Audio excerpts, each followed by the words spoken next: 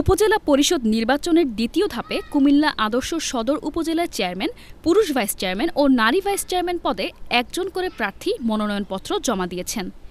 মনোনয়নপত্র যাচাই বাছাই এবং প্রার্থীরা প্রত্যাহার শেষে টিকে থাকলে এই উপজেলাতে বিনা প্রতিদ্বন্দ্বিতায় নির্বাচিত হতে যাচ্ছে ৩ জনই।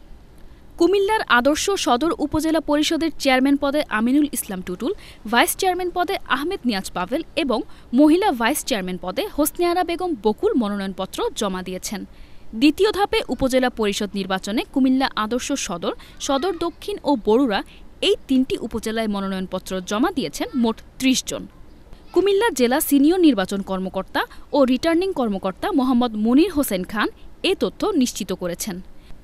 তফসিল অনুযায়ী মনোনয়নপত্র বাছাই হবে ২৩ এপ্রিল, প্রত্যাহারের শেষ সময় ৩০ এপ্রিল। আগামী ২১শে মে ভোট গ্রহণ অনুষ্ঠিত হবে। আমাদের বরুড়ায় ১২টি, কুমিল্লা সদর দক্ষিণে ১৪টি এবং কুমিল্লা আদর্শ সদরে ৩টি মনোনয়নপত্র দাখিল করেছে ৩ পদে।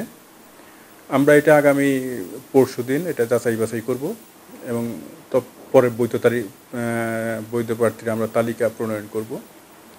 আমরা তারপরে ওয়েট করব। আমরা যদি কারোটা বাতিল হয় সেক্ষেত্রে আপিল করবে, আপিল ফেস করব এবং শেষে আমরা প্রতীক বরাদ্দ করব বৈধ প্রার্থীদের মধ্যে।